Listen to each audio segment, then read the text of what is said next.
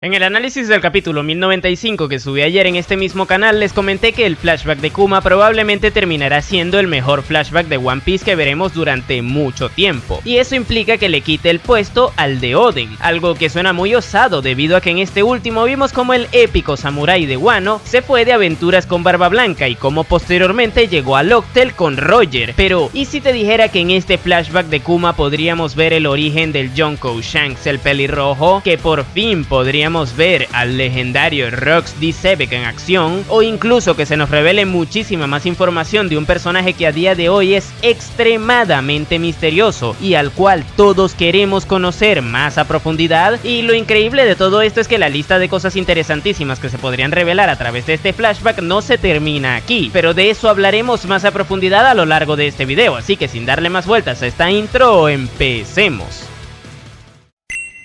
Bien, lo primero que les debo explicar son las razones del por qué yo creo que este flashback se extenderá unos cuantos capítulos más adelante. La primera de ellas es que el mismo no concluyó en esta entrega semanal del manga, y es que por lo general cuando el autor Eiichiro Oda nos plantea un flashback dentro de su historia, no es común ver que le ponga punto y final al mismo junto a un capítulo. Por lo general este concluye en medio de uno, y un ejemplo de esto lo podemos ver recientemente en el flashback de Sabo en Mary Joyce, el cual concluyó en la página 9 del capítulo 1086, o sea prácticamente a la mitad del mismo. Algo similar también ocurrió en el flashback de Robin, y ya como otro ejemplo tendríamos el de Oden, que concluyó en la primera página del 974, o sea, Oda prefirió cerrarlo al inicio de un capítulo en lugar de al final de uno. Muy probablemente, al igual que todos estos, el que estamos viendo en la actualidad terminará cerrando unos cuantos capítulos más adelante, puesto que si recordamos cómo terminó esta última entrega del manga, lo hizo con la incorporación de Ivankov, y sería sumamente extraño que en el 1096 empecemos con, no sé, Bonnie siendo aplastada por Saturno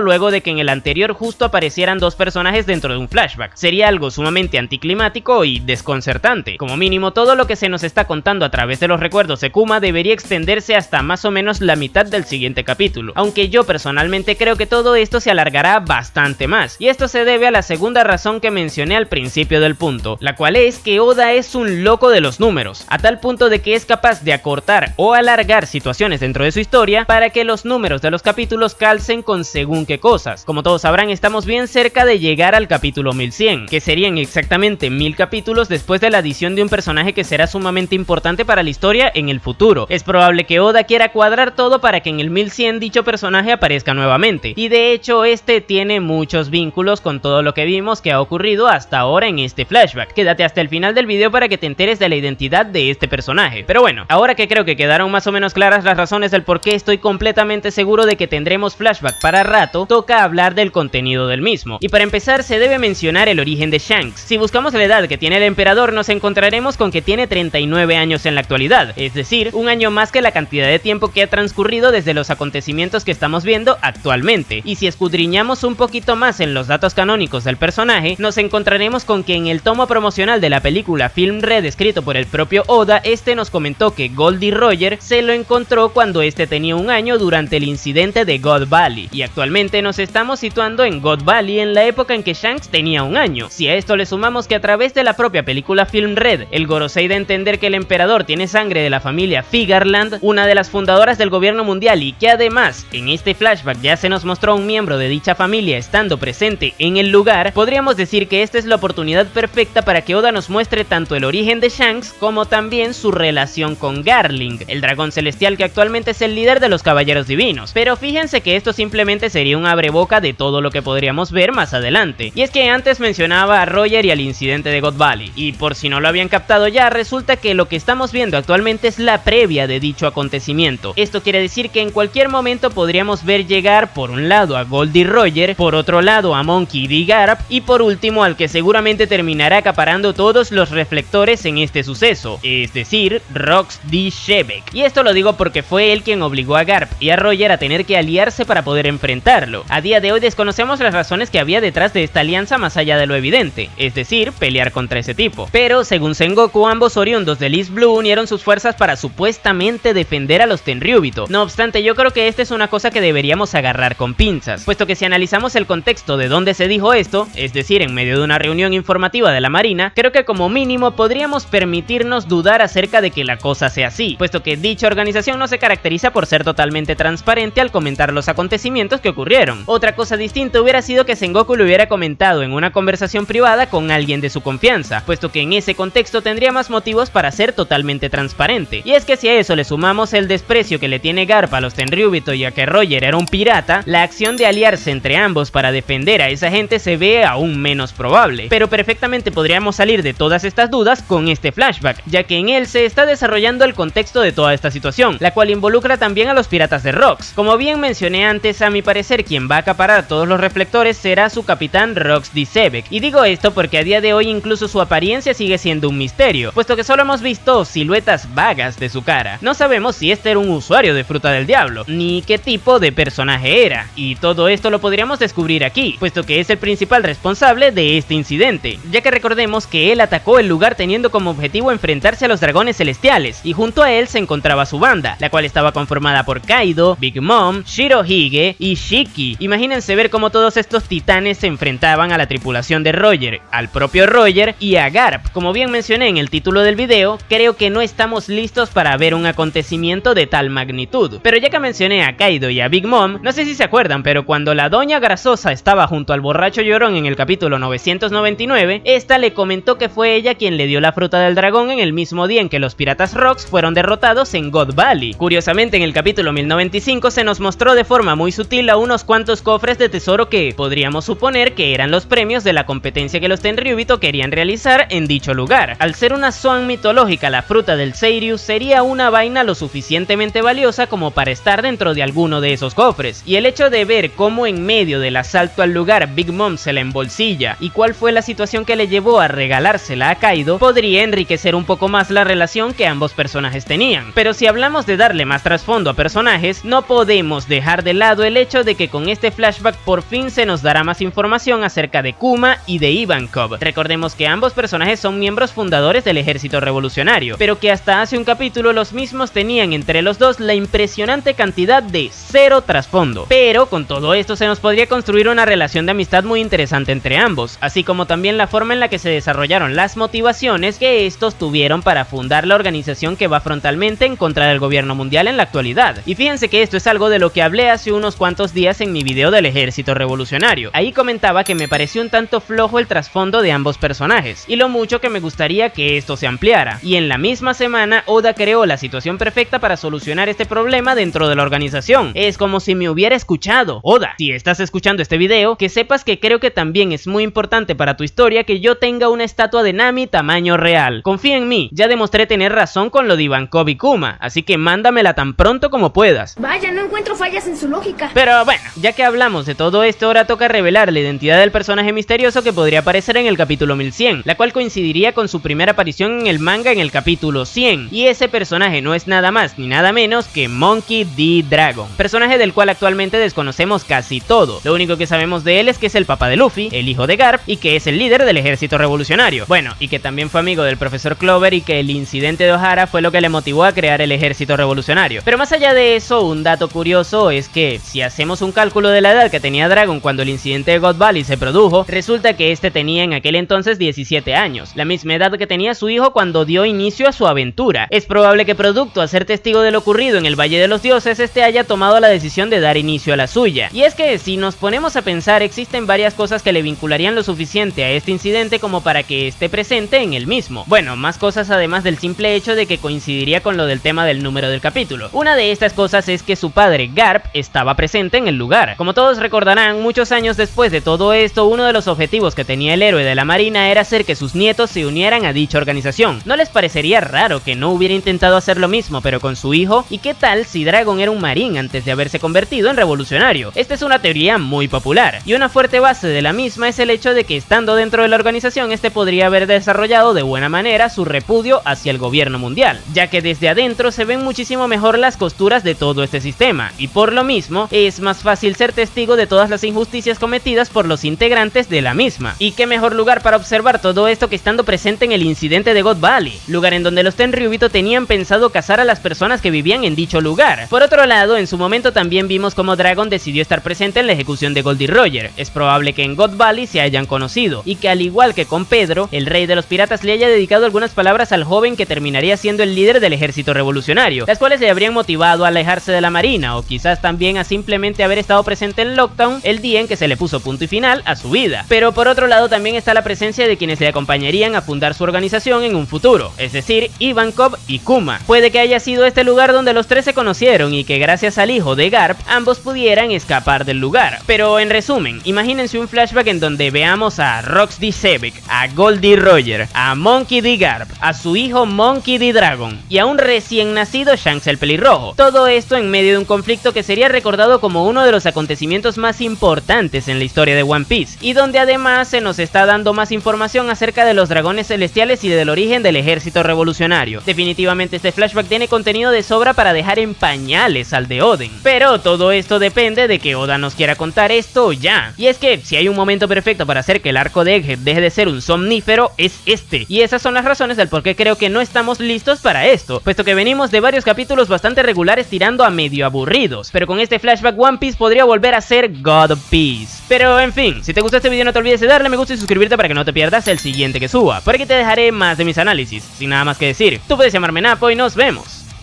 en el siguiente video.